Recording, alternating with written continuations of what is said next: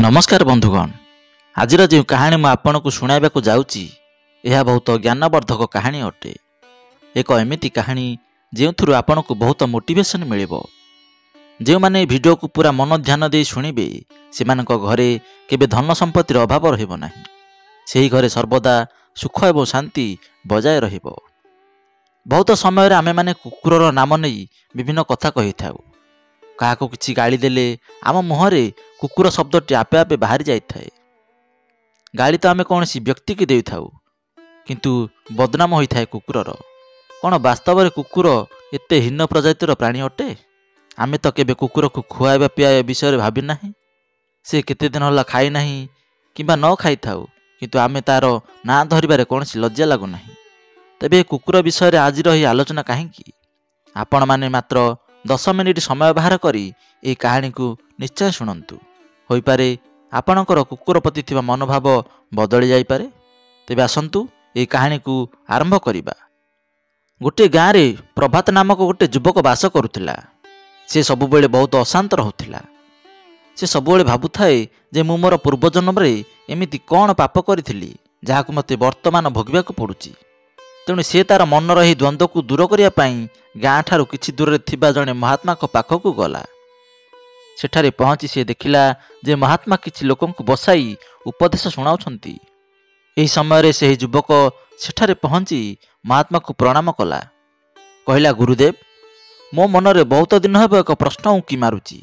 महात्मा कहले, वत्स्य, तुम मनरे जहा किछि भी आशंका अछि ताकु निसंकोचरे पचारि पारो। यह पर युवकटी कहला, गुरुदेव, मो मन सर्वदा बहुत अशांत रहुची। मते एमिति लागुची जेमिति मु मोर पूर्वजन्म रे बहुत बड़ पाप करिथिली। कौन कले मोर मन शांत आउ स्थिर होई पारिबो? गुरुदेव कहले, वत्स्य, जदि एभली कथा तबे मु तुमको एक एमिति उपाय कहिबी जाहाकु तुमे नियमित करिबा द्वारा तुमे करिथिबा पाप खंडन होई जिवो। आ ता सहित तुमर सब दुख दूर होई तुमे बहुत धन संपत्तिर अधिकारी मध्य हेबो। आ तुम घरे सर्वदा शांति बजाय रहिबो। महात्मा कहले, वत्स्य, तुमे प्रतिदिन कुकुर को किछि खाद्य खाइबाकु दियो जहाद्वारा तुमे एथरु गोटे नुह बरम 8टी फायदा पाई परिबो। जदि कौनसी मनुष्य कुकुर को खाद्य खुआइबारे 8टी फायदा विषय जानि निए तेबे तार कौनसी असुविधा रहिबो नाही। तेणु वत्स्य, प्रथमे तुमको ए विषय एक कहानी सुनाउची, ताकु ध्यानर सहित शुण। गोटे गाँव रे गोटे कला कुकुरटी थिला। से सबुबेले बहुत भोक शोषरे रहुथिला। भोक शोषरे रहिबा कारणरू से गाँवर सब घर घर बुलु थाए, परंतु ताकु कौनसी घरू टिके हेले खाइबा मिले नाही। एमिति भोक शोषरे बुली बुली शेषरे नदी कूल थिबा जणे साधु आश्रम रे जाई पहुँचिला। साधु को कहला, हे मुनिवर, मते लागुची आपण बहुत विद्वान आ ज्ञानी अटंती। सेतिपाई मु भोक शोषरे आपणक पाखक आसीची। दयाकरी मते किछि हेले खाइबाकु दियंतु जहाद्वारा मोर भोक शांत होई पारिबो। कुकुरर कथा शुणी मुनिवर कहले, हे श्वान, पाखरे एते बड़ गाँ अछि, कौन तुमको सेठारे केही हेले किछि खाइबा देउनाहांती? कुकुर कहला, हे मुनिवर, मु आपणको ए विषय कहले आपण जमा विश्वास करिवे नाही। मुनिवर कहले, श्वान, कुह तुमे कौन कहबाकु चाहुछ? मु तुम कथा को अवश्य विश्वास करिवी। यह पर कुकुर कहूची, हे मुनिवर, आमर कौनसी घर नाही, कौनसी आश्रय नाही। मनुष्य परी कौनसी कामधंदा मध्य आमे करि परिबु नाही। आ वस्त्र पिंधिबार ज्ञान मध्य आमर नाही। सेथिपई थंडा वर्षा आ खरारे आमे माने एमिति ही बुली थाउ। परंतु आमको आपणक भली भोक निश्चय लागुची। सेथिपई आमको टिके दया करंतु, आमको आ एते कष्ट दियंतु नाही। ईश्वर आमको तो एमिति रे बहुत कष्ट दे पठाइछंती। एहा परे मनुष्य आमको केते हैरान करूची। आमे आपणक भली मनुष्य नुह, आमे पराधीन जीव अटु। जेतेबेले आमर जन्म हैला सेतेबेले आमर आखि कान बंद थिला। आमे भाबिथिलु जे आमर जन्म हेबा देखि सबुआडे खुशीर लहरी खेली जाइथिबो। समस्ते बाजा बजाई बाण फुटाई उत्सव पालुथिबे। मु मने मने भाबुथिली जे गोटे बड़ घरे जन्म होईची। किंतु जेतेबेले मोर आखि खोलिला मु देखिली जे आमर माँ जाहाको आपण माने कुत्ती बोली कहउछंती से तार 5टी छुआंकु छाती रे लगाई गोटे अलिया गदारे पड़िची। आम माने 5 भाई थिलु। अन्य भाई माने कसरा एवं कला धड़ा मिशा रंगर थिले। आ मु थिली कला रंगर। ସମସ୍ତଙ୍କ ମଧ୍ୟରୁ ଛୋଟ ମଧ୍ୟ ମୁଁ ଥିଲି। 5ଟି ଛୁଆ ଜନ୍ମ କରିଥିବାରୁ ବହୁତ ଦୁର୍ବଳ ଥିଲା ମୋର ମା। ବହୁତ ସମୟ ଆମମାନଙ୍କୁ ଏକୁଟିଆ ଛାଡ଼ି ସେ ଆମ ପାଇଁ ଖାଦ୍ୟ ସଂଗ୍ରହ କରିବାକୁ ଚାଲି ଯାଉଥିଲା, କାରଣ ସେ ହିଁ ଖାଦ୍ୟ ଖାଇଲେ ଆମକୁ କ୍ଷୀର ଦେବ। ସେଇ ଗୋଟିଏ ମା ଉପରେ ଆମ 5 ଭାଇ ନିର୍ଭର ଥିଲୁ। ସେ ବିଚାରି ଟିକେ ଖାଦ୍ୟ ଖାଇବା ପାଇଁ ଇଆଡ଼େ ସିଆଡ଼େ ବୁଲୁଥାଏ। କେବେ ଖାଦ୍ୟ ମିଳେ ତ କେବେ ମିଳେ ନାହିଁ, କିନ୍ତୁ ସେ ସବୁବେଳେ ଆମର ବଡ଼ ଦାୟିତ୍ୱ ନେଇଥାଏ। ଯେତେ ହେଲେ ବି ସେ ଆମର ମା ଥିଲା। ସେ ରାତି ସାରା ସେଇ ଗାଁକୁ ମଧ୍ୟ ଜଗି ରହୁଥିଲା। ମୋ ମା ଯୋଗୁଁ କୌଣସି ଅଜଣା ବ୍ୟକ୍ତି ସେଇ ଗାଁରେ ଚୋରି କିମ୍ବା କୌଣସି ଖରାପ କାର୍ଯ୍ୟ କରିବାକୁ ଡରୁଥିଲେ। ଅନ୍ୟ ଗାଁର କୁକୁରମାନେ ମଧ୍ୟ ମୋ ମାର ଭୟରେ ସେ ଗାଁକୁ ପଶିବାକୁ ଡରୁଥିଲେ। କୌଣସି ଫସଲ ଜୀବଜନ୍ତୁ ନଷ୍ଟ କଲେ ସେମାନଙ୍କୁ ମଧ୍ୟ ମୋ ମା ଘଉଡ଼ାଇ ଦିଏ। ଏତେ ସବୁ କଲା ପରେ ମଧ୍ୟ ମୋ ମାକୁ କେହି ହେଲେ କେବେ କିଛି ଖାଇବାକୁ ଦିଅନ୍ତି ନାହିଁ।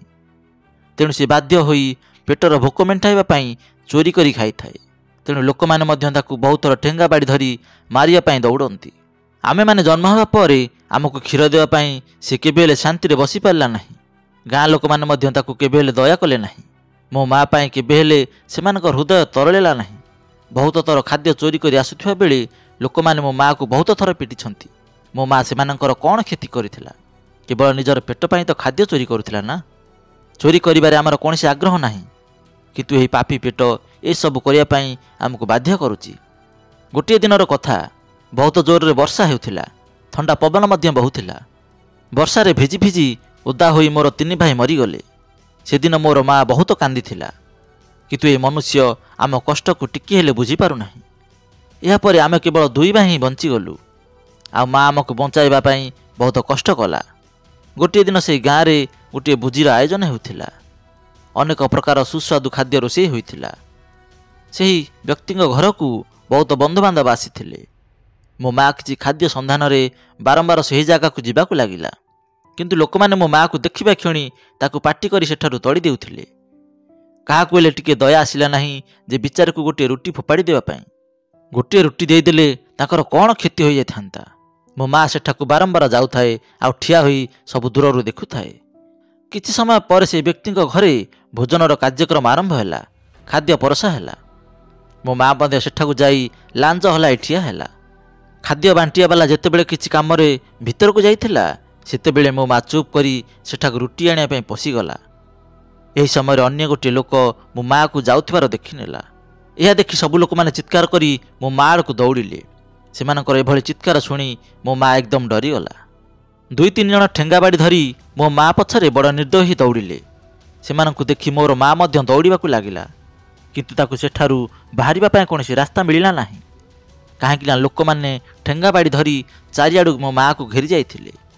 ଏହି ସମୟରେ ମୋ ମା ଜୀବନ ବଞ୍ଚାଇବା ପାଇଁ ଭୋଜି ଖାଉଥିବା ଲୋକମାନଙ୍କ ଉପରେ ଡେଇଁ ଦୌଡ଼ି ପଳାଇଲା। ଖାଦ୍ୟ ଉପରେ ଡେଇଁ ଯିବାରେ ମୋ ମା ଯେତିକି ଡରି ନଥିଲା, ବେଶୀ ଡରିଥିଲା ସେହି ଲୋକମାନଙ୍କୁ ଦେଖି। ଯେଉଁମାନେ ସେଠାରେ ବସି ଭୋଜି ଖାଉଥିଲେ, ସେମାନେ ସବୁ ସାଙ୍ଗେ ସାଙ୍ଗେ ଠିଆ ହୋଇଗଲେ, ଆଉ ଭୋଜନ କଲେ ନାହିଁ। କହିଲେ ଖାଦ୍ୟ ଉପରେ କୁକୁର ଡେଇଁ ଯାଇଥିବାରୁ ଏହିସବୁ ଭୋଜନ ଭ୍ରଷ୍ଟ ହୋଇଗଲା, ନଷ୍ଟ ହୋଇଗଲା।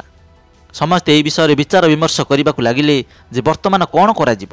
ସବୁ ଖାଦ୍ୟ ତ ନଷ୍ଟ ଆଉ ଅପବିତ୍ର ହୋଇଗଲା। ଏହାପରେ ଭୋଜି ଦେଉଥିବା ବ୍ୟକ୍ତି ଜୋରରେ କାନ୍ଦିବାକୁ ଲାଗିଲା। କିନ୍ତୁ ଆଉ କିଛି ଲୋକ ମଧ୍ୟ ଏହା କହୁଥିଲେ ଯେ କୁକୁର ଡେଇଁ ପଳାଇଲା ବୋଲି ଖାଦ୍ୟ କେମିତି ଖରାପ ହୋଇଗଲା। ସେ ତ କୌଣସି ଖାଦ୍ୟରେ ମୁହଁ ମାରି ନାହିଁ, କେବଳ ଉପରେ ଡେଇଁ କରି ପଳାଇଛି।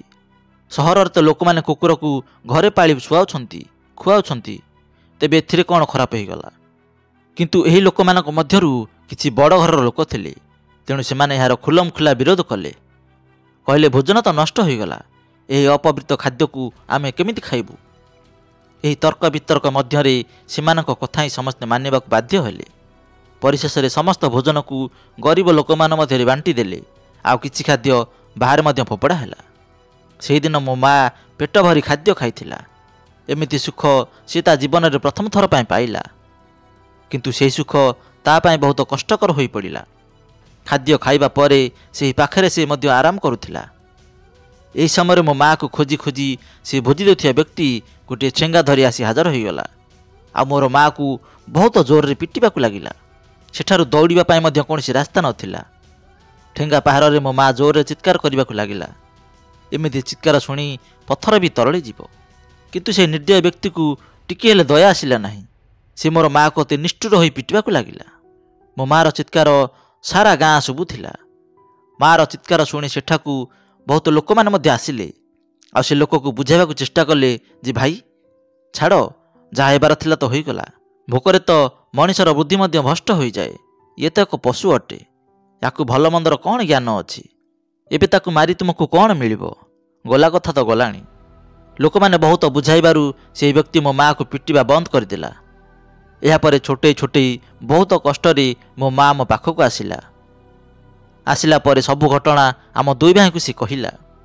ସେତେବେଳେ ଆମକୁ ଅନୁଭବ ହେଲା ଯେ କେତେ କଷ୍ଟ ଅଟେ ଆମର କୁକୁରଙ୍କ ଜୀବନ। ଗୋଟିଏ ରୁଟି ପାଇଁ ଆମକୁ କେତେ ଦଣ୍ଡ ସହିବାକୁ ପଡ଼ୁଛି। ଏମିତି ଲୋକଙ୍କ ଜୀବନ ବେକାର ଅଟେ ଯେଉଁମାନେ ଆମର କଷ୍ଟକୁ ବୁଝିପାରୁନାହାନ୍ତି। ଏହାପରେ କୁକୁର କହୁଛି, ହେ ମୁନିବର, ଆଉ ଗୋଟିଏ ଦିନର କଥା।